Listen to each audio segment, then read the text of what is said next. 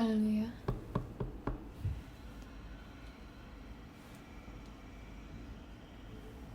Mari kita buka hati kita untuk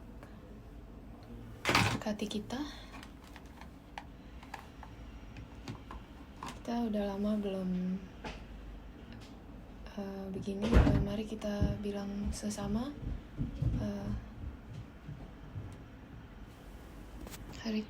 selamat hari Tuhan.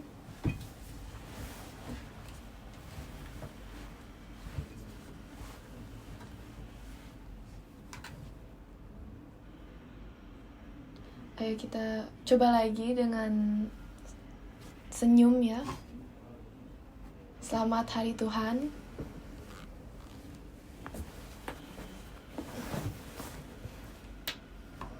Tuhan memberkatimu. Tuhan memberkatimu. Hari ini kita melanjutkan penciptaan dan penciptaan kembali yang kelima, hari kelima. Kita lihat di Kejadian dan Yohanes. Judul hari ini adalah ikan dan burung. Bukan ikan dan keripik ya, ikan dan burung.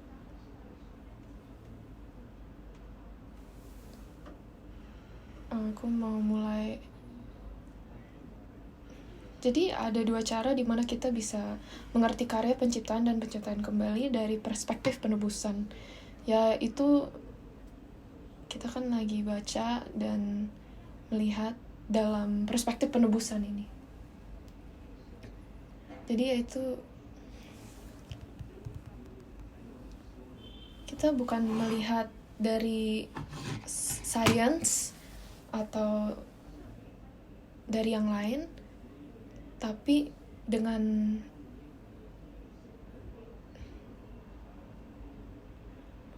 jadi bagaimana kita bisa lihat penciptaan dan penciptaan kembali dari perspektif penebusan. Jadi ada dua cara, yaitu sejarah dan pribadi. Jadi kita akan melihat reviewnya. Jadi di konklusi hari ini kita akan bahas dalam hal pribadi dari pekerjaan Tuhan.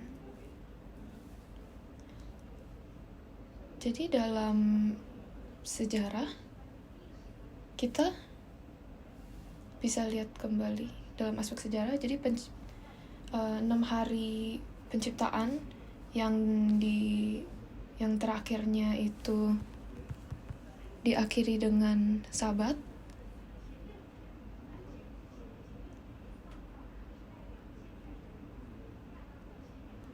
Pertama,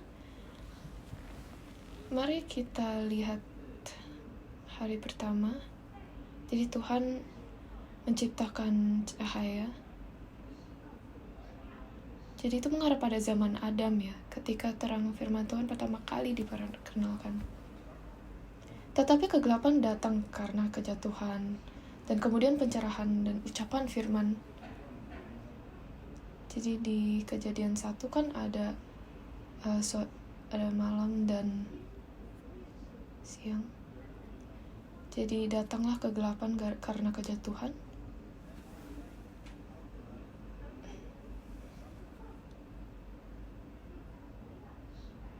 Jadi pada generasi 10, kemudian pencerahan dan ucapan firman datang yaitu pada zaman Nuh. Ini tandanya di hari kedua. Seperti angkasa pada hari kedua, langit hari kedua itu batra menjadi titik pemisah antara mereka yang berada di atas air dan mereka yang berada di bawah air. Jadi, berikutnya kegelapan datang lagi melalui Ham. Dan 10 generasi kemudian, tanah rohani iman ditemukan di dalam Abraham, yang menjadi fondasi di mana benih firman Allah dapat bertunas dan berbuah. Dan kepada Abraham, Allah menjanjikan benih dan tanah. Tuhan membuat, jadi di mana ada firman Tuhan dan benih bisa diterima untuk bertunas dan berbuah. Dan Tuhan membuat Abraham Tuhan menjanjikan Abraham benih, yaitu keturunan dan tanah. Seperti hari ketiga ada tanah dan ada benih dan buah-buah yang bertunas. Jadi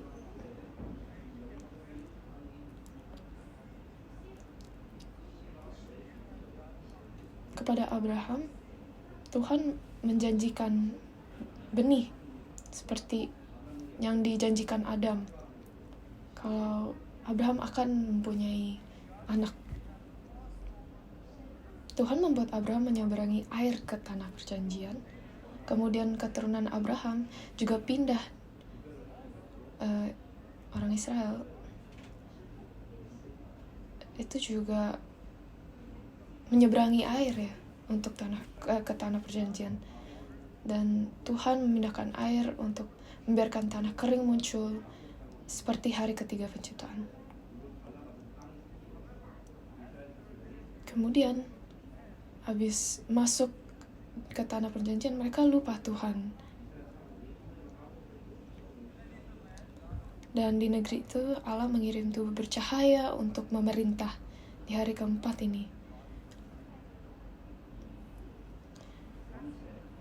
Tugas tubuh cahaya adalah untuk bersinar, yang sudah dibelajarkan minggu lalu, bersinar, mengatur, dan memisah. Mengatur siang dan malam dan memisah, menguduskan. Kepada Israel yang tinggal di tanah perjanjian, Allah mengutus para nabi untuk memancarkan terang firman Allah. Diberi raja-raja untuk memerintah dan para imam untuk mengabdi melalui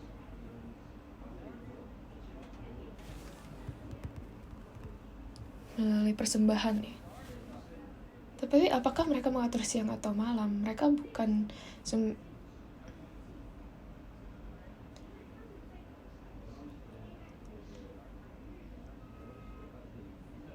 pas masa raja dan imam, orang Israel tuh makin menjauh dari Tuhan.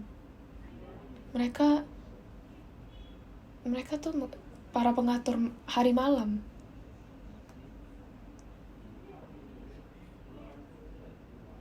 Nabi, para imam yang bukan menjadi sumber cahaya, tapi hanya mencerminkan cahaya. Mereka menerima cahaya dan mereka mencerminkan itu, firman itu kepada orang-orang, kepada jemaat. Jadi ketika kalau lihat cahaya pada malam hari di Kejadian 1 pada hari keempat, itu mengatakan tanda-tanda dan musim. Nah, sama aja seperti imam ini, raja-raja pada perjanjian lama itu menjadi tanda-tanda untuk siapa Mesias itu, apa Mesias itu, seperti apa Mesias. Mereka menjadi tanda-tanda kapan Yesus akan datang ke bumi ini. Akhirnya Mesias yang yaitu Yesus merupakan terang yang lebih besar. Dia datang dan menyinari kegelapan dan berkata, ketika aku di sini, itulah siang. Dan inilah pekerjaan hari keempat. Kita akan memikirkan aspek pribadi hari kelima hari ini. Jadi hari kelima Tuhan menciptakan di air yaitu ikan. Makhluk-makhluk yang di langit, yang terbang, yaitu burung-burung. Nah, pada hari kedua dan ketiga Tuhan memisahkan air.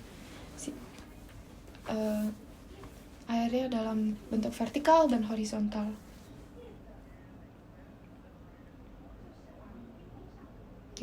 Tuhan memisahkan air di atas dan di bawah.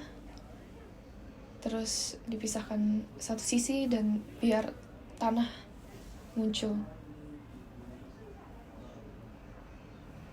Sisa air yang berkumpul di satu sisi disebut laut, yang melambangkan dunia yang jatuh.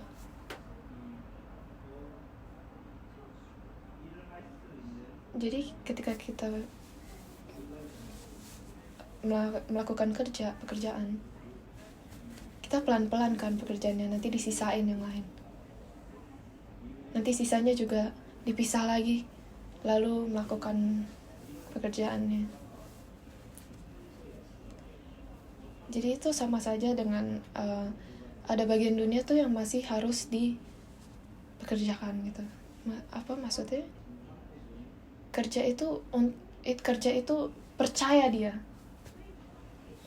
Jadi sisa bumi ini yang harus percaya dia. Jadi kita bisa mikir kayak dalam hidup kita berapa persen tersisa untuk masuk dalam Yesus. Berapa persen di keluarga kita yang masih tersisa untuk datang ke Yesus. Jadi ya sisa air itu melambangkan dunia yang jatuh. Tapi kalau sisa bagian dunia itu atau laut itu tidak datang dan percaya Tuhan atau tidak,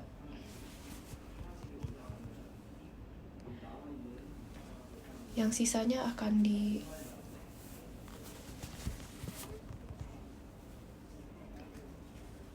dihakim. Dalam Wahyu binatang itu muncul dari dalam laut. Dan Wahyu 12 ada naga yang mengeluarkan air dari mulutnya terhadap wanita dan anaknya, agar dia dan putranya tersapu oleh air bah. Jadi air ini itu melambangkan sesuatu yang tidak bagus. Saat Absintus jatuh ke air menjadi pahit sampai bisa membunuh hal-hal di dunia, segala hal yang disentuh itu mati. Sebaliknya Wahyu juga berbicara tentang lautan kaca di hadapan tata Allah di surga, dan sungai air hidup ke Yerusalem baru, yaitu sungai air hidup. Di Wahyu 21 ayat 1 menyatakan bahwa tidak ada lagi laut di Yerusalem baru. Lalu kita bisa mikir air ini, laut di bumi, saya sudah berkatakan banyak sekali. Wahyu 15.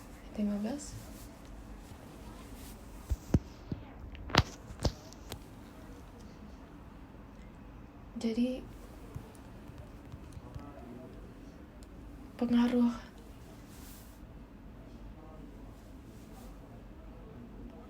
jadi apa saja ikan yang hidup di laut?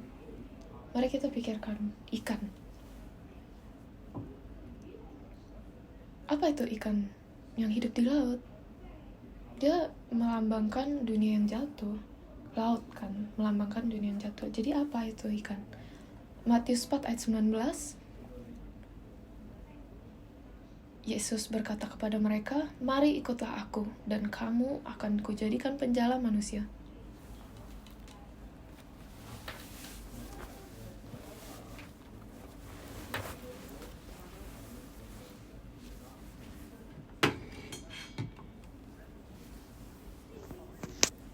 Jadi murid Tuhan tuh penjala, dan Tuhan akan Tuhan berkata, aku akan menjadikanmu penjala manusia. Jadi apa maksudnya? Jadi ya manusia kan menjadi ikan ya di sini.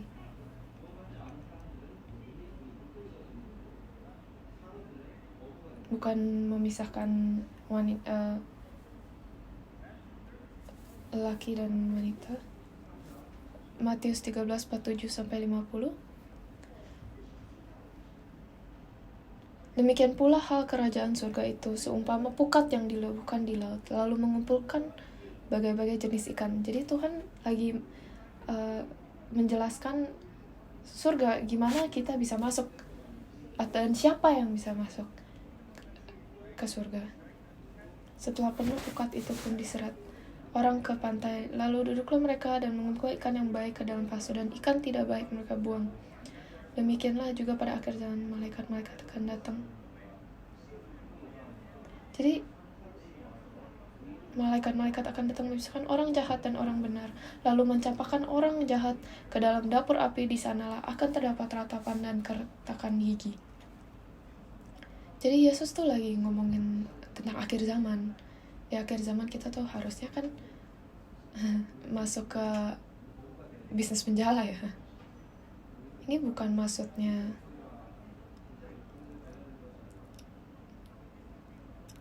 dia lagi berkata tentang hakiman terakhir. Apa itu ikan? Ikan itu segala yang hidup di dalam air, termasuk kamu, aku, dan kamu. Ikan-ikan yang dalam net, yang tidak di dalam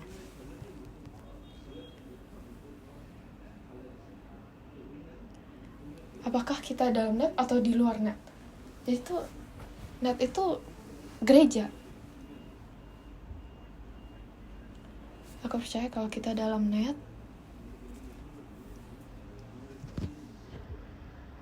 ke jaring,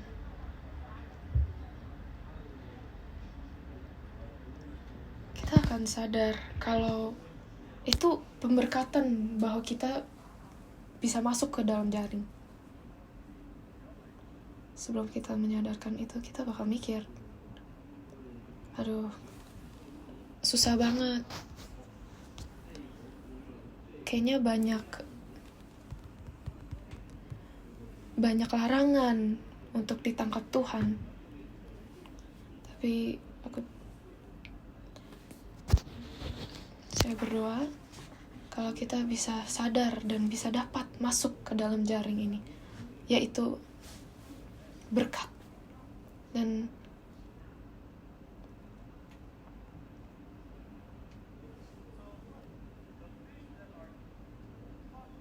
jadi ikan yang masuk ke dalam jaring yang tidak.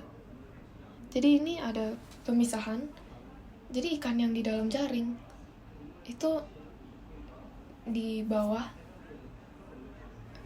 ke pantai dan dipisahkan lagi. Yang baik dan buruk, dan yang buruk itu dibuang, dipisahkan dari yang baik. Jadi semua yang datang ke gereja kan gak tentu semuanya baik dan benar. Ikan itu manusia. Ada ikan yang masuk ke jaring, ada yang baik dan buruk, berwarna-warna juga.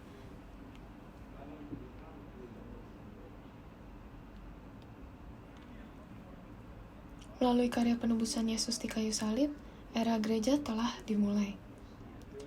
Dan melalui para rasul, bahkan orang kafir. Sekarang kita tuh seperti orang kafir yang sekarang dapat masuk ke jaring untuk menerima keselamatan. Mereka yang datang ke gereja dengan menerima Yesus dibaptis dalam air dan oleh Roh Kudus.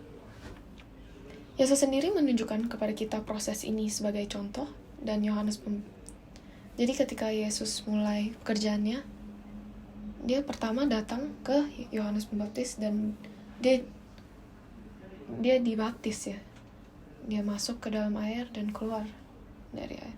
Jadi ikan itu melambangkan manusia yang ikan para yang di dalam air.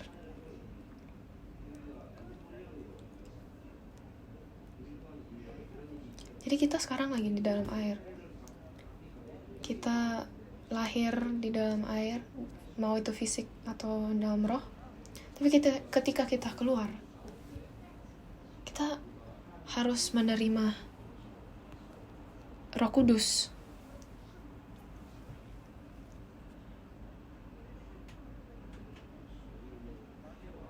Yohanes 3 ayat 11. Aku berkata kepadamu, sesungguhnya kami berkata-kata tentang apa yang kami ketahui, dan kami bersaksi tentang apa yang kami lihat. Tapi kamu tidak menerima kesaksian kami.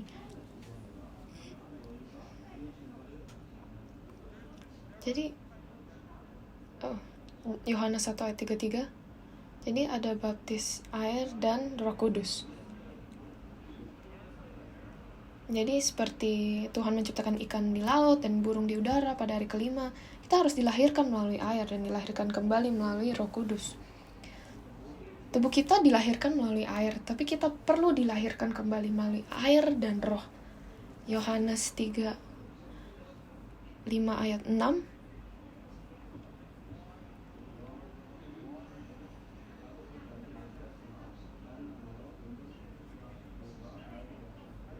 Nikodemus bertanya, gimana caranya untuk masuk ke dalam surga?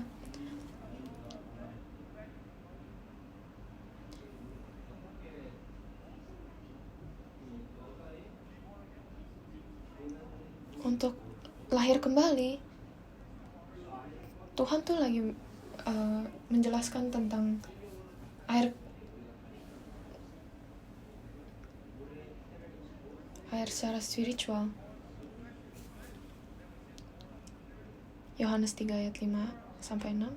Jadi kita sudah lahir melalui air. Kita tuh ikan-ikan di dalam air.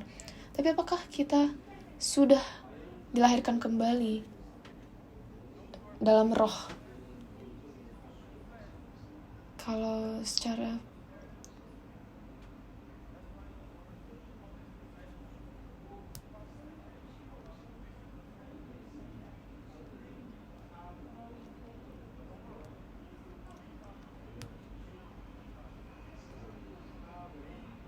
kita perlu dikeluarkan dari laut kalau kita belum.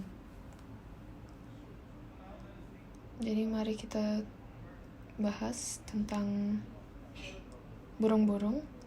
Di mana burung muncul? Kejadian 8 6-12. Kita bisa lihat Nuh habis 40 hari hujan, dia mulai mengirimkan burung. Burung yang dikirimkan itu, mereka melambangkan waktu penebusan. Jadi mereka itu melambangkan makhluk surgawi yang Tuhan kirim ke bumi. Keluaran 19 ayat 4. Kamu sendiri telah melihat apa yang kulakukan kepada orang Mesir, dan bagaimana aku telah mendukung kamu di atas sayap Raja Wali dan membawa kamu kepadaku. Jadi Tuhan tuh lagi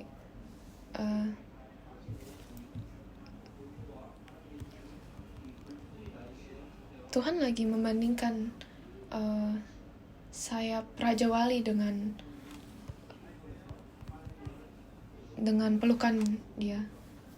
Yesaya 46 ayat 11, yang memanggil burung buas dari timur dan orang yang melaksanakan putusanku dari negeri yang jauh.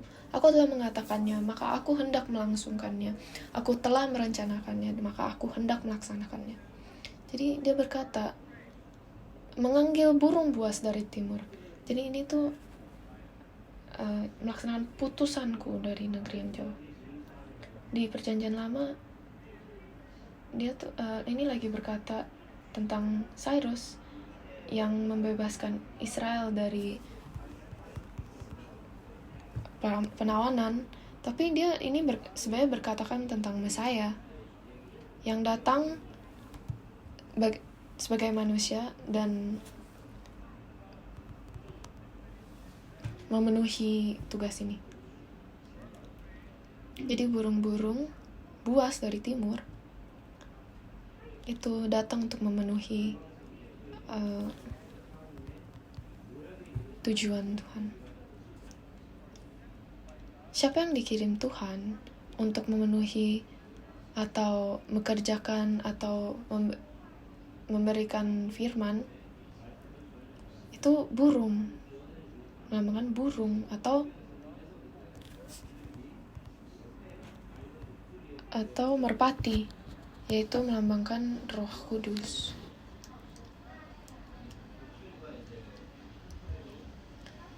Bukan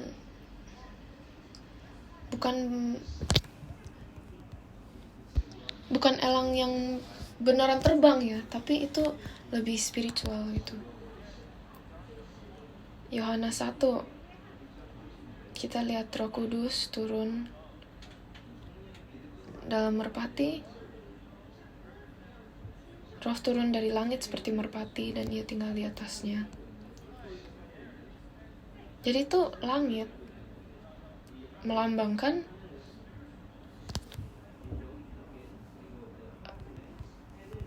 di mana burung-burung terbang di alam surga. Jadi oleh karena itu burung bukan dari surga langsung, tapi kan mereka makhluk duniawi ya.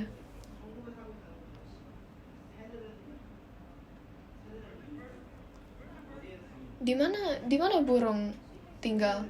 Ya di bumi, kan mereka lahir di bumi.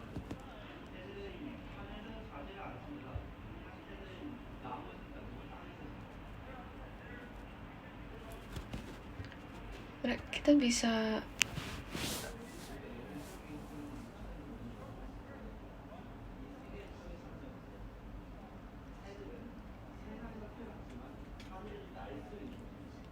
mari kita hidup di bumi ini, makhluk duniawi ya, tapi Tuhan memberkati kita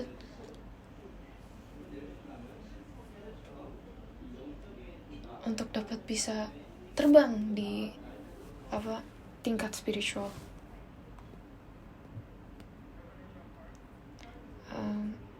Dari ajaran Teta Abraham Park, jika ikan melambangkan daging kita, burung melambangkan roh kita.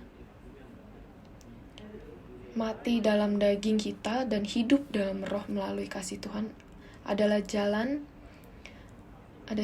bagi kita untuk mencapai hidup yang kekal.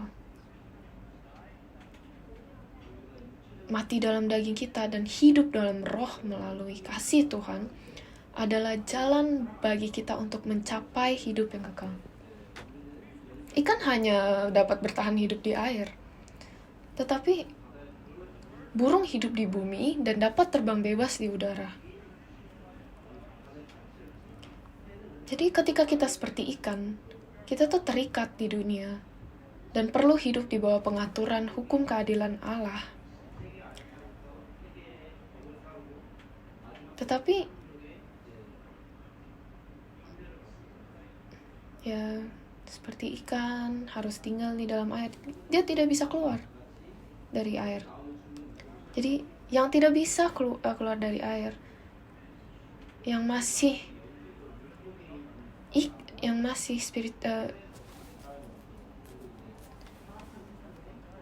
masih di dalam dunia.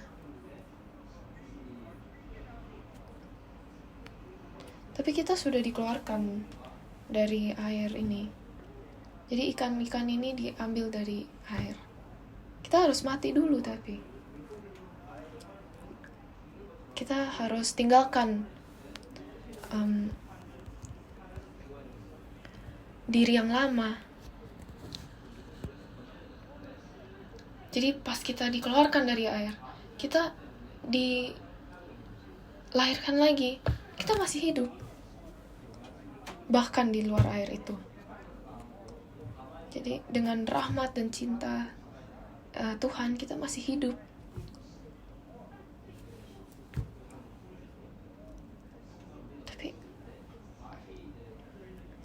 Jadi saya berdoa biar kita semua bisa mengalami dunia yang baru, yang surgawi. Jadi ketika kita jadi ikan melambangkan diri kita tuh di bawah pengaturan hukum keadilan Allah. Tapi kita kan dikeluarkan dari air dosa dan diangkat melalui kasih karunia Allah. Ya tentu saja kita tidak dapat bertahan, tetapi dengan rahmat dan cinta, ya kita masih bisa hidup. Bahkan di luar air itu. Sekarang dengan berkat roh, kita dapat dengan bebas bergerak di dalam roh Tuhan dan hidup di pangkuan Tuhan. Amin. Ini adalah karya penciptaan hari kelima. Yaitu ini dari ajaran Pendeta Abraham Park.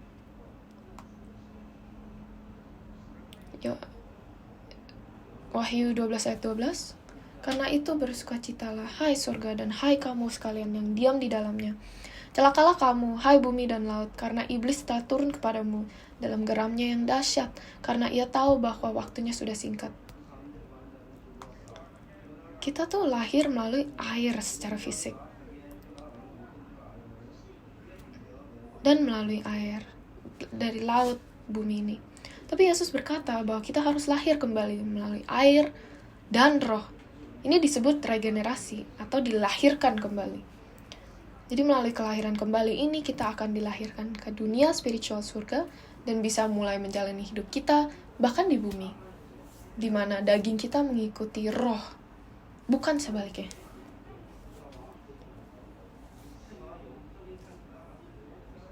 Jadi apakah fisik Anda mengikuti roh atau roh mengikuti fisik?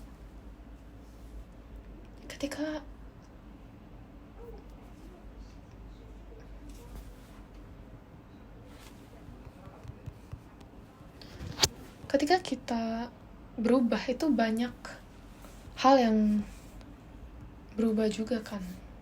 Jadi kalau kita suka minum alkohol, sistem kita kan berubah ya. Apa yang terjadi? Jadi tuh jadi banyak gejala. Untuk ikan menjadi burung, bisa dibayangkan Kak, apa yang harus terjadi untuk orang yang berdosa untuk bisa melahir kembali menjadi anak Tuhan. Apa yang harus terjadi dalam tubuh fisik kita? Kita bisa lihat gejala-gejala. Apa yang akan terjadi kalau kita ketika mengikuti fisik dan ketika kita mengikuti roh, kita bisa melihat gejala-gejalanya, perbedaannya.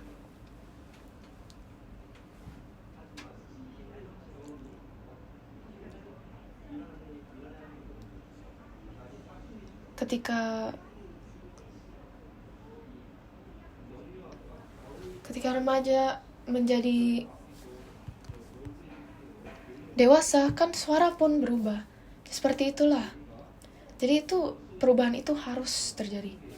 Jadi sekarang kita sudah ngerti apa ikan, apa itu burung.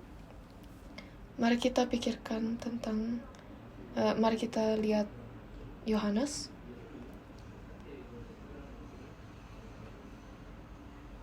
Yohanes 8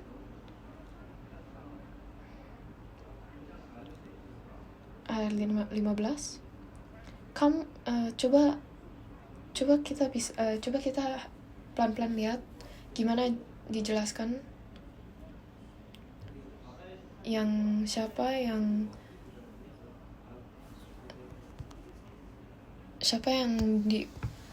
milik surga dan siapa yang milik di air.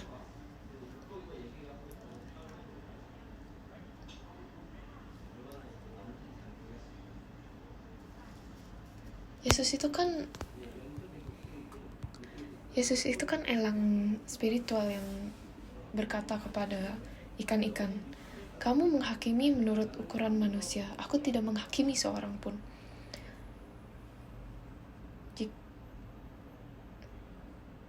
Jadi itu Tuhan lagi berkata kepada imam-imam,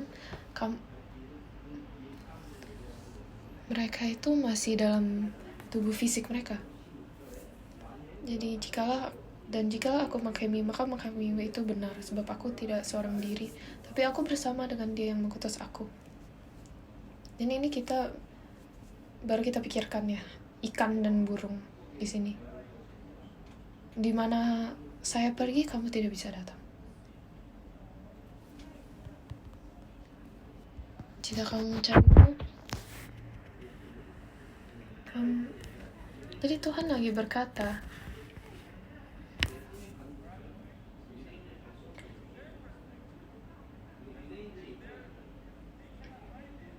jadi kalau mereka tidak bisa ketemu Dia, jadi hasilnya mati. Jadi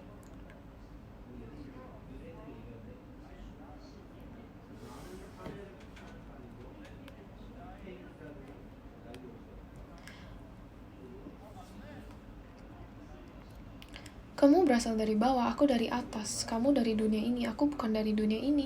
Karena itu tadi aku berkata kepadamu bahwa kamu akan mati dalam dosamu. Kata mereka kepadanya, siapakah engkau? Jawab Yesus kepada mereka, siapa engkau yang bisa keluar dari air itu dan masih bisa hidup?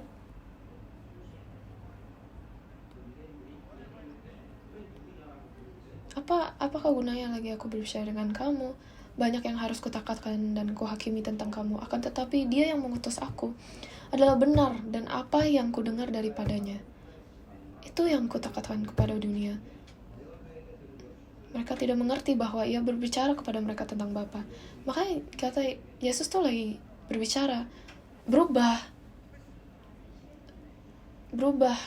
pertanyaan ini menjadi kata-kata, ini saya yang sedang berbicara denganmu.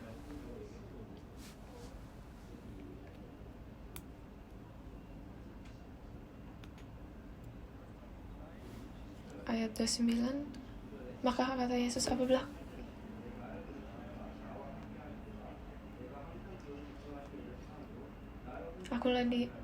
kamu telah meninggalkan anak manusia, berulah kamu tahu bahwa akulah Dia, dan bahwa aku tidak berbuat apa-apa dari diriku sendiri, tapi aku berbicara tentang hal-hal sebagaimana diajarkan Bapa kepadaku. Dan konklusi, jadi pekerjaan rekreasi yang Yesus ajarkan kepada kita dalam Injil Yohanes adalah pekerjaan regenerasi kita untuk menjadi orang yang terlahir kembali sebagai manusia rohani. Pekerjaan penciptaan di Kejadian, kesimpulannya itu manusia. Dan manusia, Tuhan menciptakan mereka dan Tuhan bilang itu baik. Tuhan itu sudah puas. Jadi 6 hari penciptaan itu berakhir dengan hari itu ketika manusia diciptakan. Pekerjaan regenerasi itu dilakukan melalui Yesus dalam pekerjaan penebusan yang akhirnya berakhir dengan manusia. Jadi saya berdoa kalau itu bakal menjadi hidup kita seperti itu. Yesus datang ke dunia yang jatuh ini sebagai terang. Firman itu datang untuk menemukan kita secara pribadi. Jadi yang telah saya bicarakan,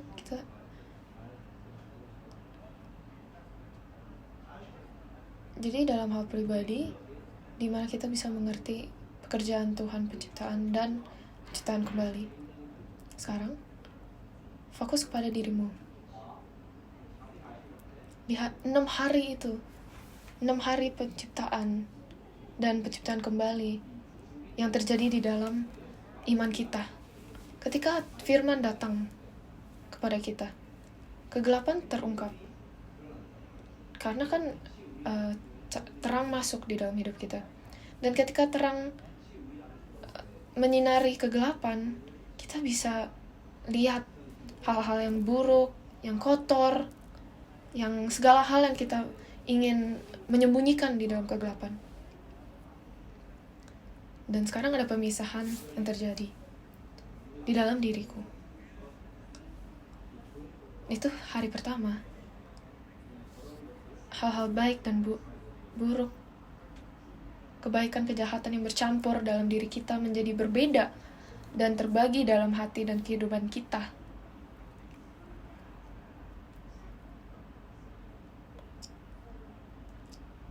Dalam hal spiritual dan fisik.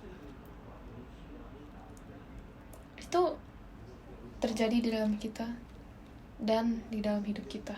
Itu hari kedua. Hal ini membawa kita untuk membuat batasan dan membedakan atau menarik garis dengan lebih bijaksana dan kontrol untuk menjauh dari dosa. Jadi perubahan ini tuh terjadi, lanjut terjadi untuk membuat batasan, untuk bisa membedakan, menarik garis, untuk bisa kontrol ya, kita bisa kontrol untuk menjauh dari dosa.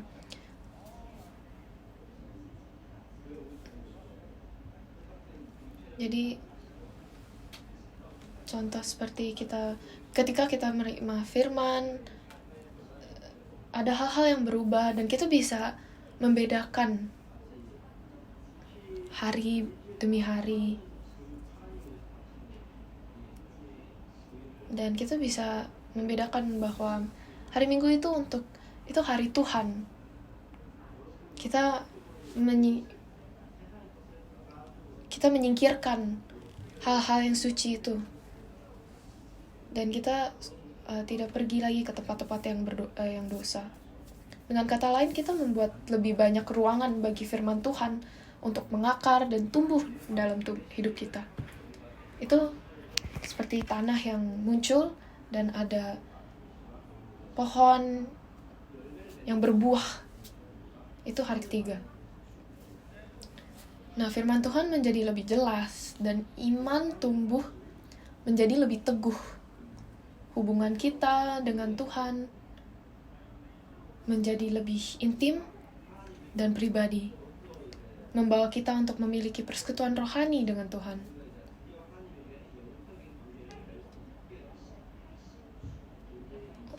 Untuk kita keluar dari laut dan mulai terbang di langit. Lebih mempunyai hubungan dengan Tuhan. Dan ini tidak bisa dijelaskan. Ini tuh kita harus mengalaminya. Itulah baptisan roh. Kita bisa sadar, bisa merasa, bisa berbicara, bisa berdoa kepada Tuhan. Kita tahu ketika kita memuji Dia, Tuhan tuh menerima pujian itu.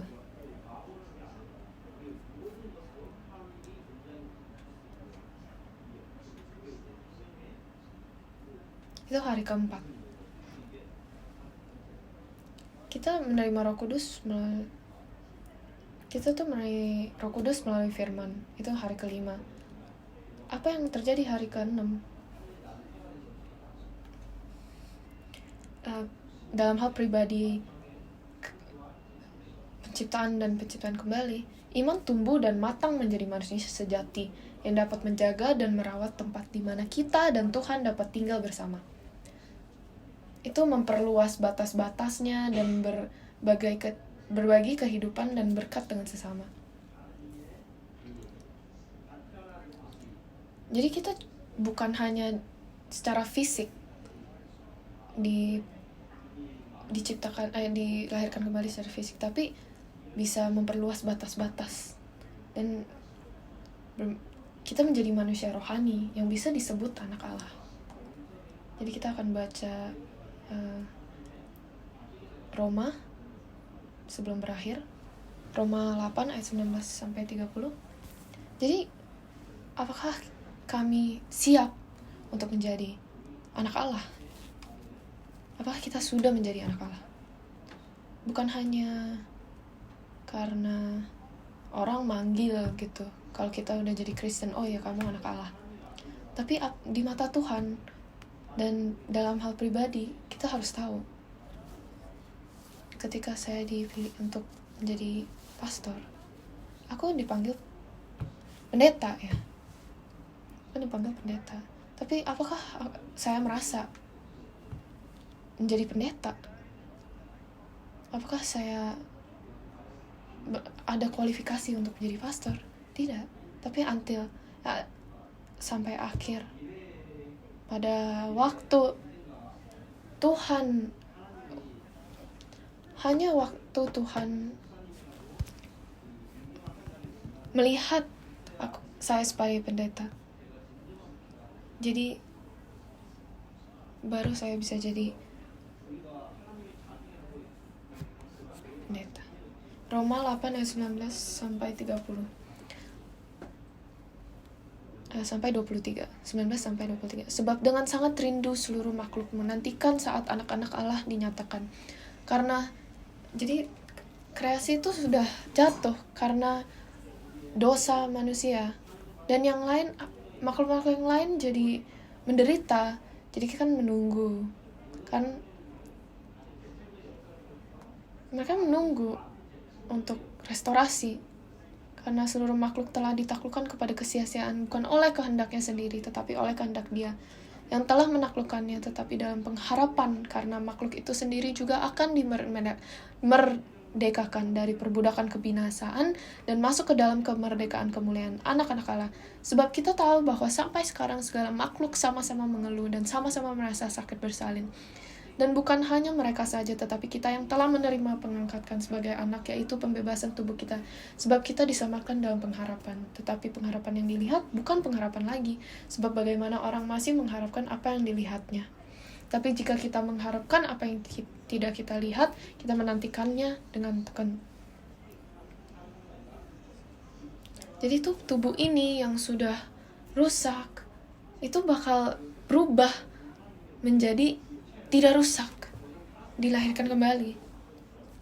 Ketika kita bisa ditebus dalam hal spiritual dan fisik,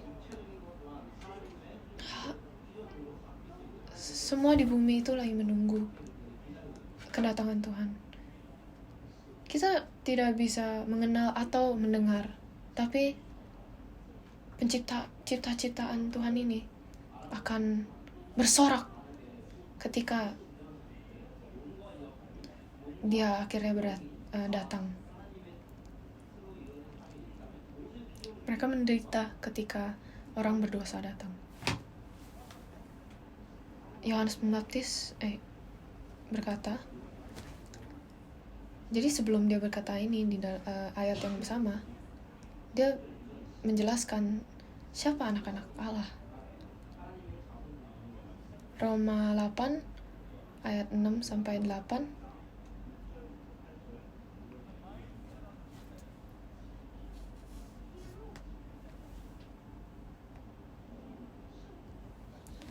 Jadi, karena keinginan daging adalah maut, tetapi keinginan roh adalah hidup dan damai sejahtera. Sebab keinginan daging adalah perseteruan terhadap Allah, karena ia tidak takluk kepada hukum Allah. Hal ini memang tidak mungkin baginya. Dan Yohanes ayat 8, ketika imam-imam lagi berantem sama Allah, sama Yesus. Jadi itu ikan tidak bisa bernafas di atas air. Dia harus di dalam air, dalam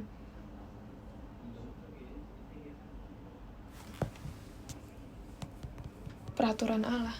Jadi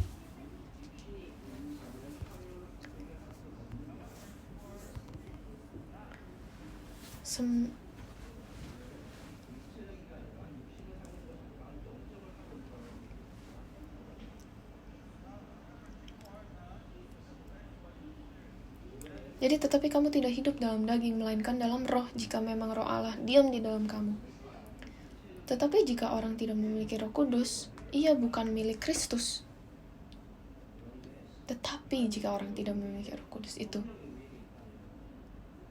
apakah merpati telah jatuh kepadamu dan tinggal di dalammu?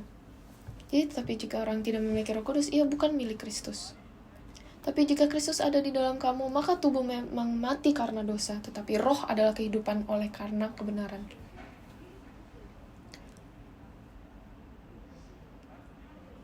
Jadi Roma ayat 8.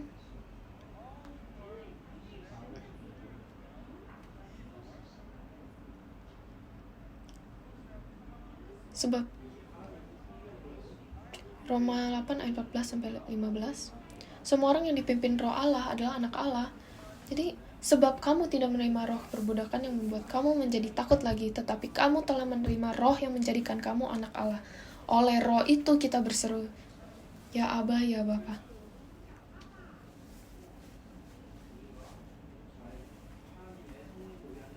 Siapa yang kita panggil? Siapa yang kita mencari?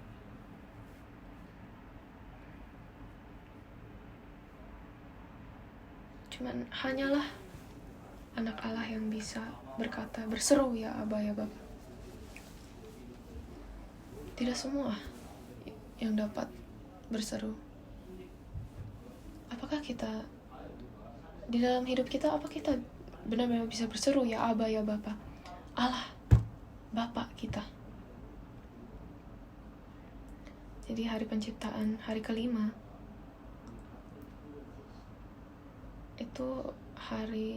itu masa gereja di mana kita di dalam dunia ini yang berdosa dilahirkan kembali di dalam roh untuk menjadi anak-anak Allah.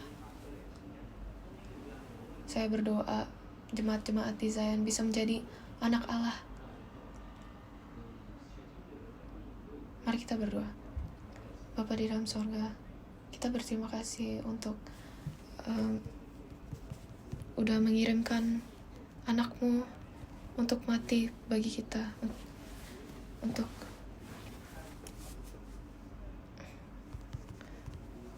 memaafkan kita, bukan hanya memaafkan, tapi untuk membangkitkan kita, untuk kita bisa dapat dilahirkan kembali sebagai anak-anakmu.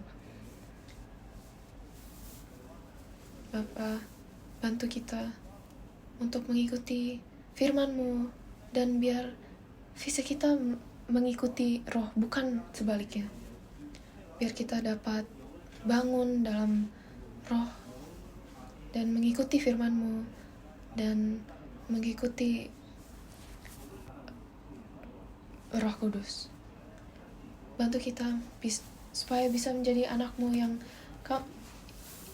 Bapa menciptakan dan bisa dapat dibilang semuanya baik.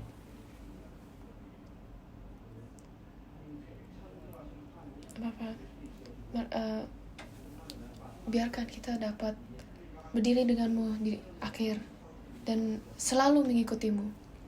Terima kasih atas kasih karunia-Mu untuk semua orang dalam siapa yang lagi mengalami kegelapan, sakit, biar berkat roh-Mu berada bagi semua yang dapat membawa kita memisahkan kita dari dosa. Dan Bapak, amin.